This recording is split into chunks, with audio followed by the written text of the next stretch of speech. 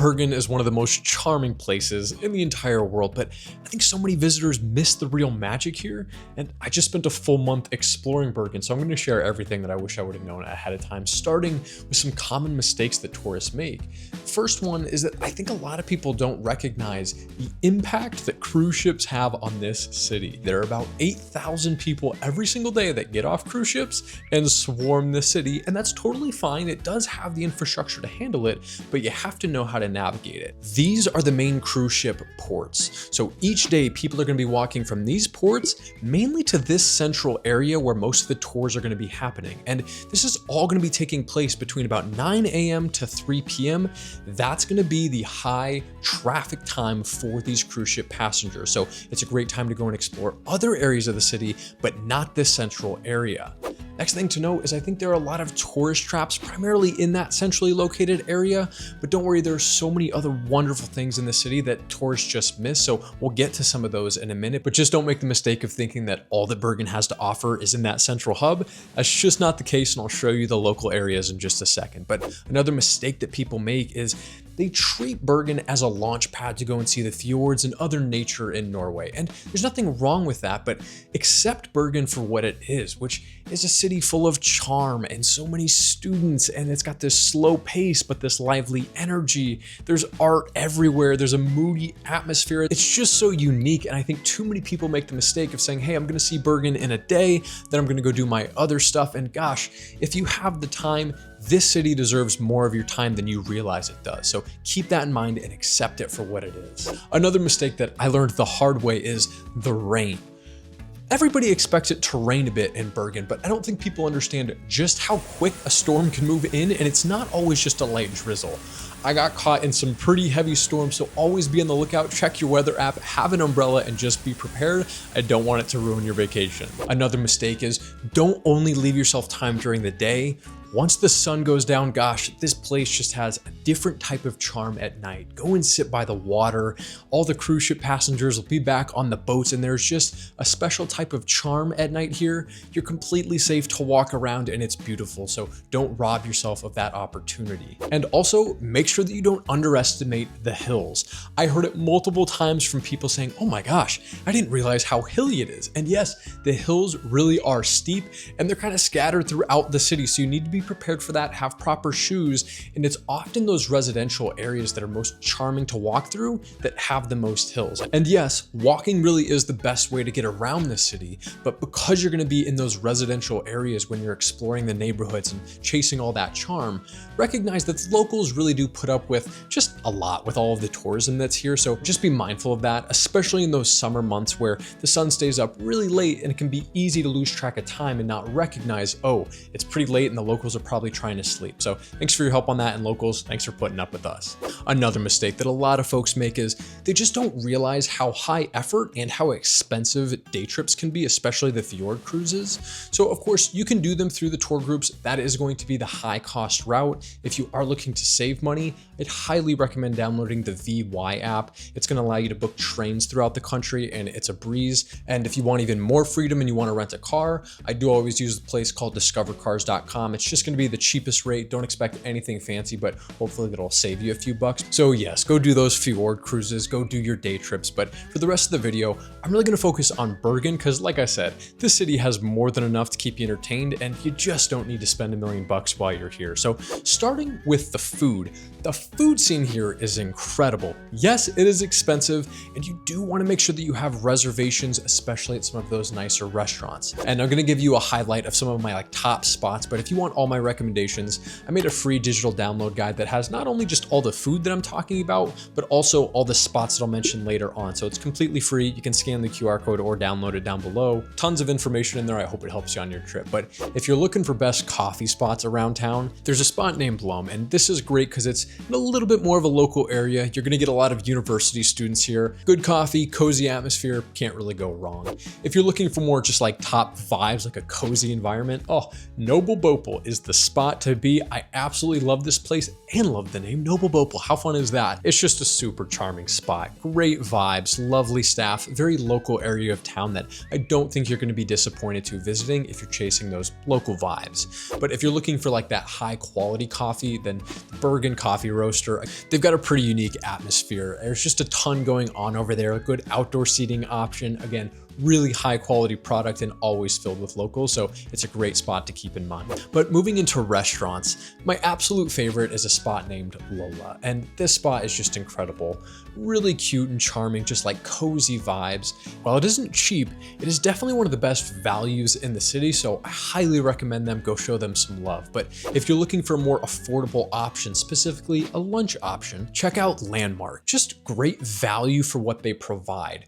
Really simple dishes, everything again very traditional. The soup is my absolute favorite. You can sit up at the window and you're gonna have a beautiful view. It's just a unique space, and again, an affordable and quality meal, so go give them some love. And if you're looking for a more affordable dinner option, there's a spot called the Daily Pot, which is just a soup spot, but man, this place just packs a punch. It's gonna be filled with locals. Yes, there'll be some tourists too, but you do need a reservation. Just really good value here as well. All my other recommendations, including where I would go to like build a picnic or charcuterie board, all that can be found in the guide. But let's move into some overrated and underrated spots around town. Let's start with Bergen, and this is an area that of course you're gonna do because everybody does. And that's where the tips come into play, is everybody does this, including all the cruise ship passengers. This is that historic port. It's beautiful, it's charming, and there's so much to do and learn about. But do yourself that favor and wait until after the cruise ship passengers are gone. You're gonna love it so much more when you're not fighting the crowds. Also, be a bit careful about eating here and spending money. Things tend to be a little bit overpriced. Some might call it a tourist trap, so just be cautious there. Next up, we have the main fort, and this is another spot that everybody's gonna do. So same rules kind of apply as with Bergen. I will say it's well worth walking through it. I don't think you necessarily need to pay to climb the tower and for the views. And in all honesty, I think it's a little bit overrated compared to this fort right here, which is much smaller. And no, this one isn't as well curated as the main one, but the views are way better and there are hardly any people over there. So if you're short on time and want a more peaceful experience, let's say, the smaller fort might be for you. Next up, we have the fish market, and this is in a beautiful location, but unfortunately, I think this one's a bit overrated. It's just catering to the tourists. Everything is really pricey. It's not where the locals are going. It's not where I would eat. So definitely go walk through it, check it out and experience it, but just be careful before spending your hard-earned money there. You're just gonna find better value elsewhere. Next up, we have the most famous street vendor in town that everybody online says you have to go and try this place. Look, a couple notes on this, and yes, I recognize this isn't in the food section because it's more of an attraction. Most people are going to try the reindeer sausage. There's the novelty aspect for it, right?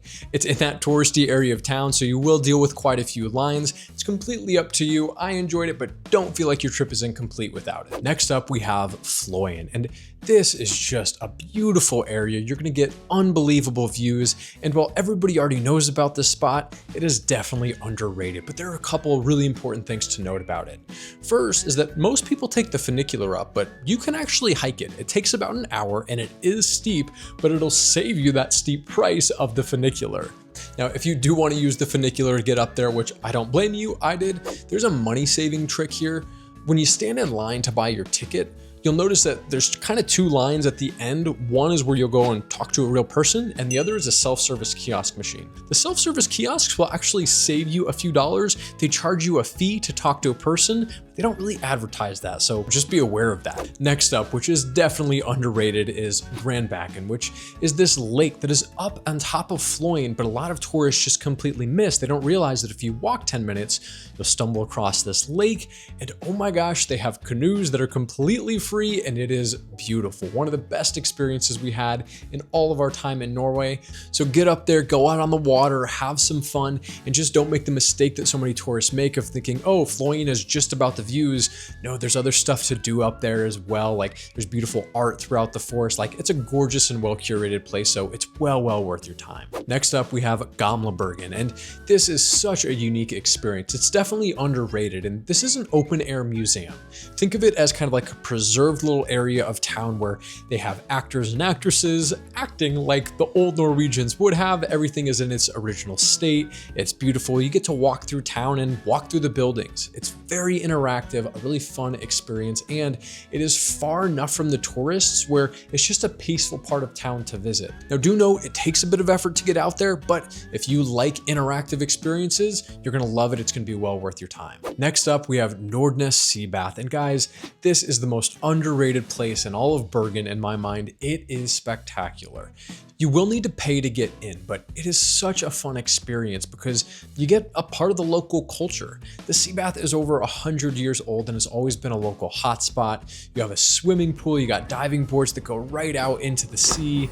You've got sauna overhanging on the water, and there's a second sauna inside. It's just a wonderful spot to really, again, embrace that local culture. Sarah and I became members for the month. We had so much fun here and we miss this place so much. So do yourself a favor, bring a swimsuit and go and reward yourself with that experience. There's just not much else that can compare to being in a sauna, immediately exiting and jumping off into the sea. It's just, it's special. Now, if that sounds fun, but you don't want to pay the money, I totally get it. There's a free swim spot right nearby that is pretty much always filled with locals. No, you're not going to have a sauna, but it is a hot spot and a fun place to go and just watch and again embrace the culture, and it's definitely a fun spot to swim. Now, two more underrated spots before we get to the area of town that you might want to base yourself in. This first spot is this park. It's gorgeous. It is a very local park, and if you do have the time, I recommend just taking a stroll through. It's beautiful, you'll see lots of locals, and it was always an enjoyable experience. And the second spot is the museum park, which is just beautiful. It's part of the university. The gardens are completely free to just go and wander through, sit in, pack a picnic. You have decent views. It's just a really pretty place that I think a lot of tourists aren't really aware of. So definitely go enjoy it and just push yourself to get outside of the city center as much as possible. You're always going to stumble upon spots where locals are swimming and taking walks, and where you find that real, again, magic that everybody seeks. It's not all in that city center, so do yourself that favor, push yourself out, and you'll be rewarded. Also, if this has been helpful for you and you like videos like this, the best free way to support me is to hit the subscribe button. I move to a new country every single month. I do this full time, and I'm constantly putting out new videos, so hopefully I can be useful to you more than just this one time, and I really appreciate the support. But let's talk about some of the areas that you might want to base yourself in depending on what you're looking for in your trip. First up is the centrum, or the center of the city. And I've talked a lot about this. There's nothing wrong with it. Just expect crowds, expect it to be that tourist hotspot.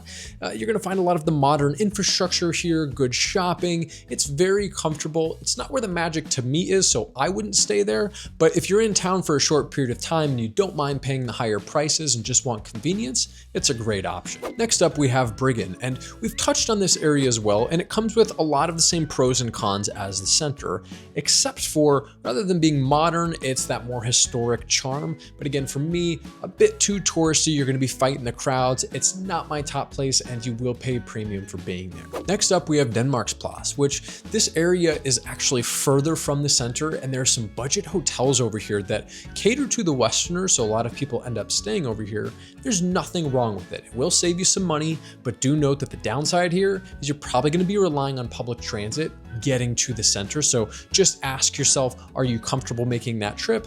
If you are, great, it'll save you some money. If not, there may be some better options in town. Next up, we have the hillside and everything that kind of goes up the mountain. And if you can afford to stay here, gosh, good for you. You're in great shape. Go for it. You're going to pay a premium for everything here. You're probably looking at Airbnbs. The upside is you're going to have wonderful views, very charming atmosphere. The downside is that one, you're going to have to deal with hills and you're probably going to want a car, and it's really expensive. Now, if you're looking for something a bit cheaper, check out this area, which I will not attempt to pronounce, but this is the spot where you're going to get a lot of bleed over from the university. It's a young and lively area, but very residential and comfortable.